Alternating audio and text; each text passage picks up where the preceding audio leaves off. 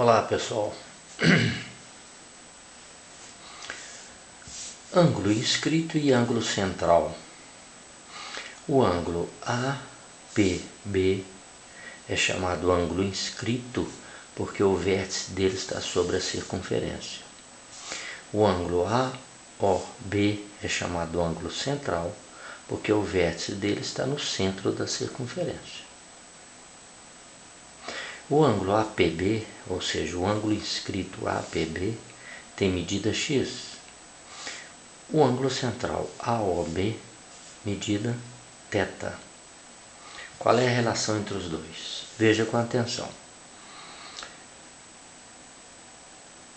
Esse triângulo, o triângulo AOP, ele é um triângulo isósceles. Por quê? Porque esse lado é raio da circunferência, esse lado também é raio da circunferência. Como ele é isósceles, os ângulos da base são iguais. A base está aqui, x e x.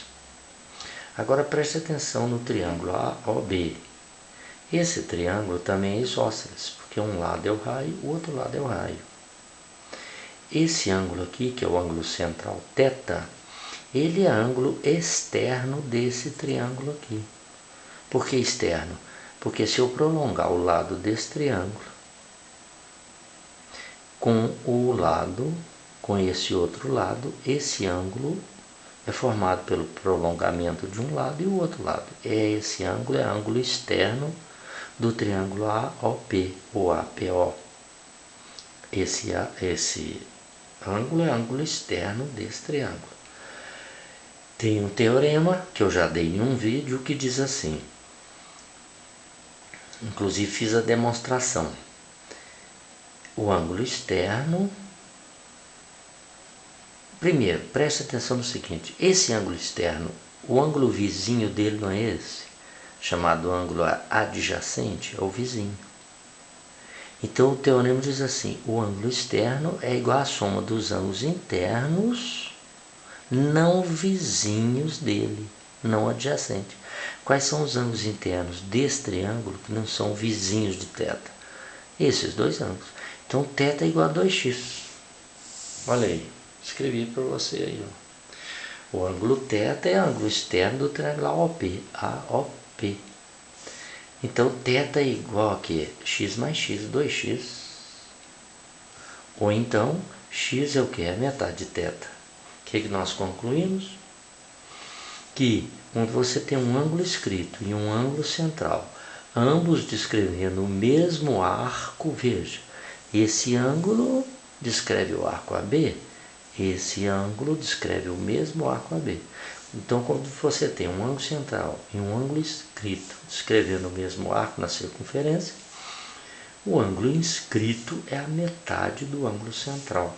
O ângulo inscrito x é a metade do ângulo central, θ. Tá certo? Veja aqui um exemplo.